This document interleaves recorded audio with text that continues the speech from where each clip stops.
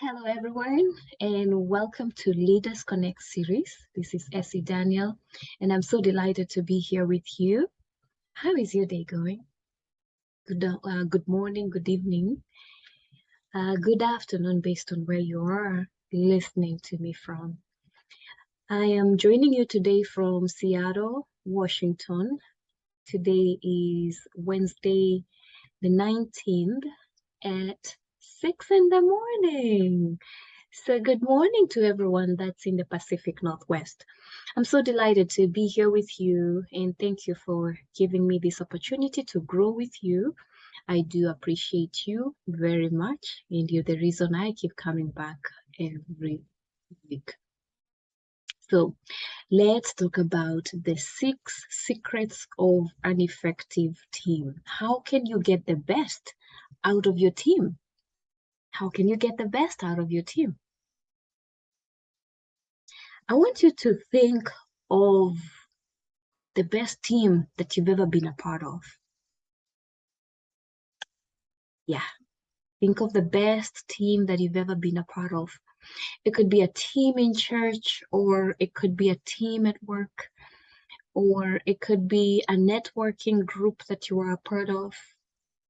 Any team that you've been a part of. What was the best part? What was the best part about being a member of that team? What made it so special that even 5 years, a year, or 10 years, or decades after you've left the team, you still remember them? You still remember the people that you worked with, or served with, or networked with? What makes that team so special? What made that team so special? I'll give you an example. I had the honor and the privilege of working for a company, my former boss, Laura Messimer. Amazing boss. And just as our mentor, John Maxwell, says that everything rises and falls on leadership,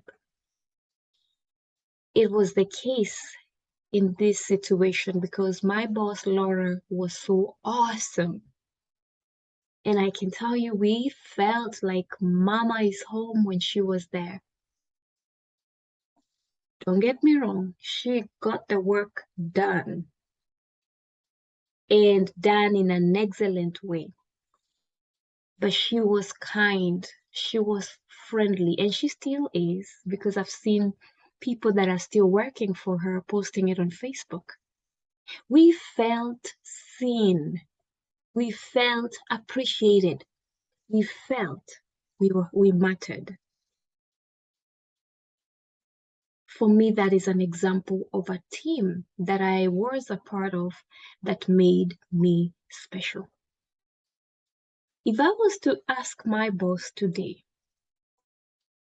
what kind of a team player I was, I'm sure she would say, she would quote at least or highlight at least one thing that I was good at. One of my strengths is my attention to detail. I notice the little things that someone else may have overlooked. I love to catch those details. I love to do research, and I love to produce good, clean work. For example, when you're turning in reports and you've checked everything, I love to come back and check, and I'll find maybe something that you could have overlooked. That's my strength. And so when I work with a team, they compliment me in all the other things that I'm not good at. And I want to believe that was probably one of the things that my boss saw in me, because she appreciated me. And I remember one time getting an award for being a great employee of the year. So let's talk about these 6 qualities or these 6 secrets of an efficient team. In other words, how can we get the best out of a team? Are you a great team player? And if you're not a great team player at the moment, can you be a great team player? Absolutely. So these are the secrets of an effective or an efficient team. One, we'll start with the most important one. The leadership is key. My mentor, John Maxwell, says that everything rises and falls on leadership. You've got to have a great leadership. What does a great leadership mean? There are 2 kinds of leaders. There are leaders who add, they operate from the principle of addition. And there are leaders who multiply, they operate from the principle of multiplication. Whatever they touch, they add. Whatever they touch, they multiply. Both of these are great leaders. A leader who adds, whatever he touches, it will grow. It will become more. They use the law of addition.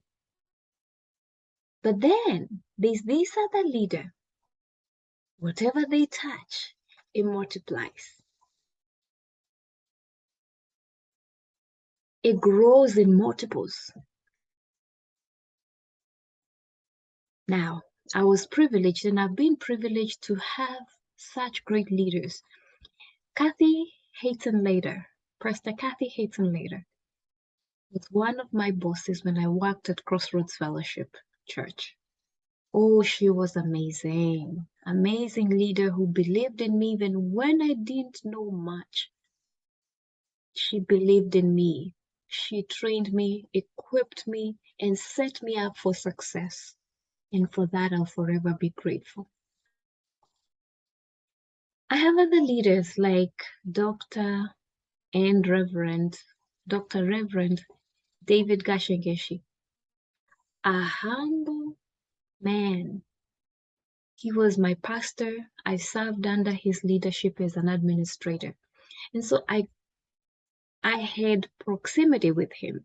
I got to learn a lot about how he does things, how he serves people, how he takes care of himself, how he takes care of his family, how he values his job, his clients as a physician, how he values his leaders, even when they're on the road. He extended grace and he took good care of all of us. He had the heart of a father. And I had the honor and the privilege of serving under his leadership. I felt like I was on internship as a student who has taken leadership classes, who's a lifelong learner of leadership and also been to theology and seminary. I felt like I was on training ground under the leadership of Dr. David Gashengeshi. And for that, I will forever be grateful. I was sharpened, I was equipped, I was inspired, and I learned how to serve people. You cannot serve people that you do not love. So I learned how to love people, how to serve people, how to inspire people. So everything rises and falls on leadership. These are leaders. The reason I'm mentioning these leaders because they are leaders who multiply. If you look at the lives that they've touched, their followers or their descendants, if I may call them, their followers or their trainees, they grow and do great things. They multiply, and where they go, they multiply. In the lives they touch, and go on to touch many more. They operate from the law of multiplication. Dr. John C. Maxwell, a leader who multiplies. Look at what he's done with his organization, with his leaders. He's a transformational leader, a leader that has touched so many lives. And right now, he has coaches, over 40,000 coaches in over 190 countries worldwide. Yep, you got that right. He has a coach in every continent. Isn't that a blessing? That is a transformational leader. And they operate from the law of multiplication. I am here today because of the impact that my mentor, John C. Maxwell, and the influence he's had on me. And I continue to lead my purpose and to play full out. So then we have another quality of a transformational leader. They set their priorities. They understand the importance of the Pareto principle, the 80-20 rule. Guess what they do? They set their priorities, and they know that everything they do, everything they say, everything they leave out, whatever it is that they find to do, it aligns with their priorities. Can you say for sure that your priorities are in line with your calendar? Your priorities are in line with what you watch on the TV. Your priorities are in line, or rather your shows are in line with priorities. Your visits, your friends, the people that you talk to, the meetings that you attend, the videos that you watch on YouTube or Vimeo, are they in line with your priorities? You see, the importance of setting up your priorities is you focus your energy, your time, your talent, and your treasure on your priorities, and then they give you the bottom 80%. So your priorities are your top 20% in this 20-80 rule, or the 80-20 rule, or the Pareto principle in other words. This right here, guess what?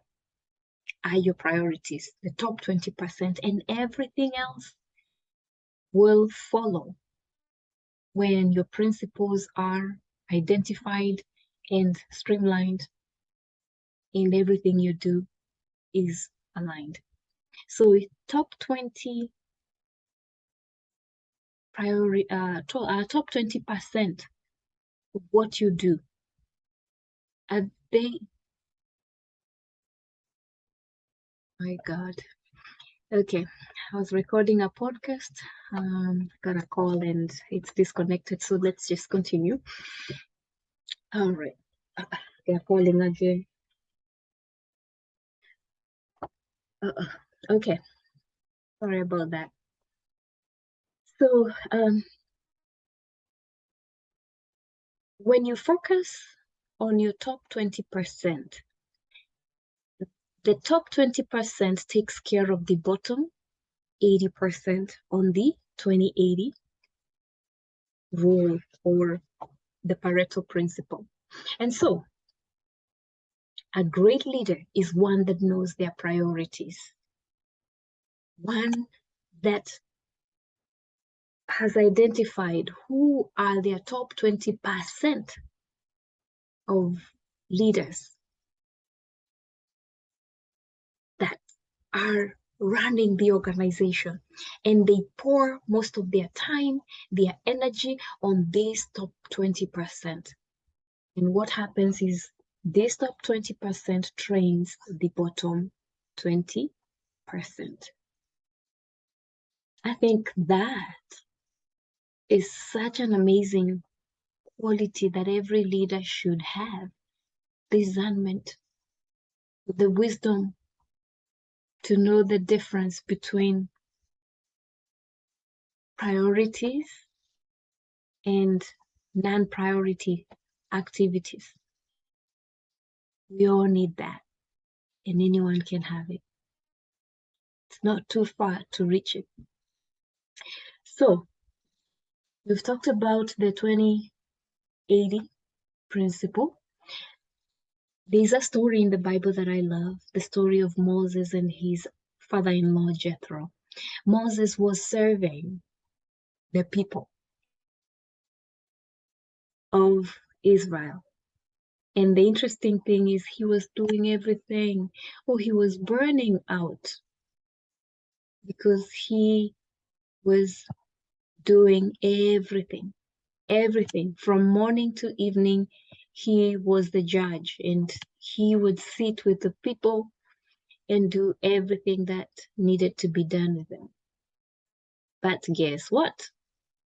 We see that when his father-in-law Jethro saw what Moses was doing, he said, "No, son, this is not good for you." In fact, let me see if I can pull up the words that he used. He said, and that is, let's see, that's in the book of Exodus. Right, I'm almost there. Hang on.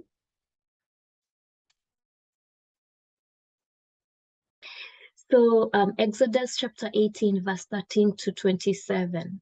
There was a man in the Bible. His name was Moses, and his uncle was, or rather his father-in-law was Jethro. Moses had a wife. The name was Zipporah. Zipporah. Beautiful name. And guess what? Moses took a seat to serve as high judge for the people from morning till evening, and he was serving thousands of people. When Jethro, his father-in-law, saw all that Moses was doing and asked, "Why do you sit alone as judge? Kwa nini unafanya hii peke yako? Why do you do this alone while all these people stand around you from AM to PM?" And he said to him, "What you're doing is not good. You can't handle it alone. The work is very heavy, it's too heavy for you. You will only wear yourself out and you will not be effective." Moses appointed leaders to be in charge of thousands, hundreds, fifties, and tens.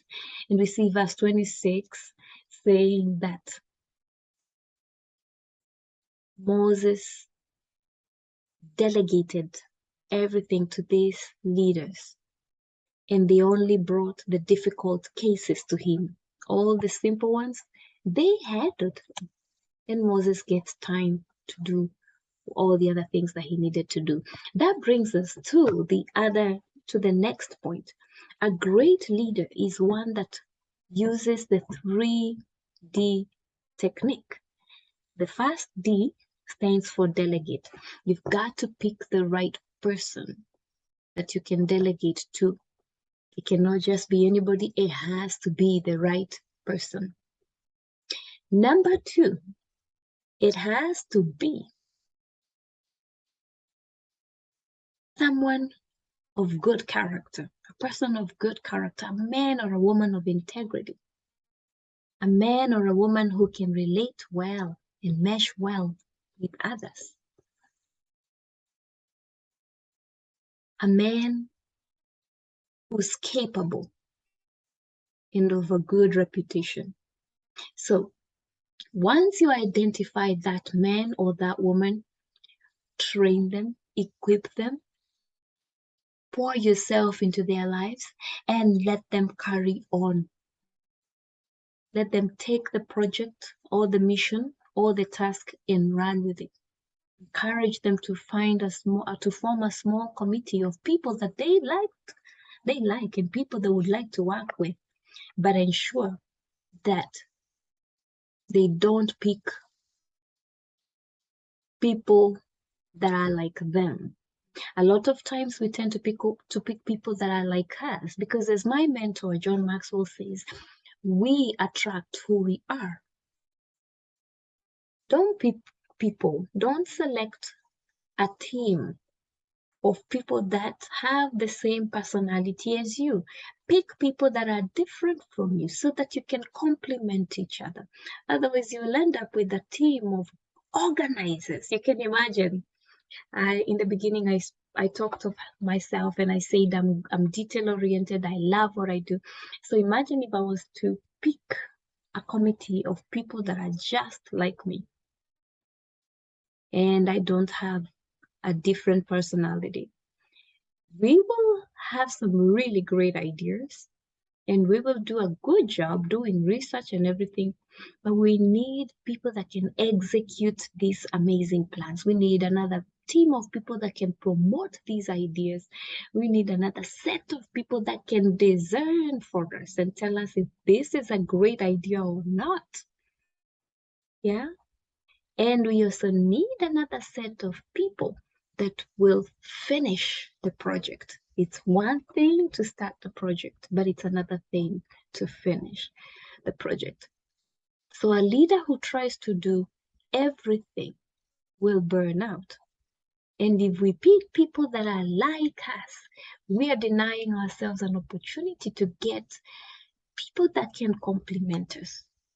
So a great leader is one that will identify the right person, equip them, train them, and set them and bless them, and they let them run with the project.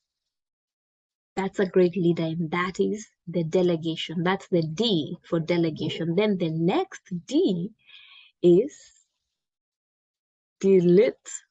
Delete. There are things that you do not need to do. You do not need to find anyone else to do it. If something is not serving you, if a project is not serving you, stop doing it, delete it, let it go. Now, the last D is just do it. Whatever you need to do it. Schedule it on your calendar. If you have a phone, you prefer to use a phone calendar, schedule it on your phone and set an alarm, set a reminder before, maybe day before, 30 minutes before, set reminders, and then work on your project, whatever it is that you need to do. That is another great quality of a leader. You see, I want to read for you a quote that I love here. And I just thought about it. I had not prepared it earlier. Otherwise, I would have shared. I had not thought of it earlier, but I would have prepared it. And this is what the quote says: "The responsibility of a senior executive leader is to make a small number of high-quality decisions."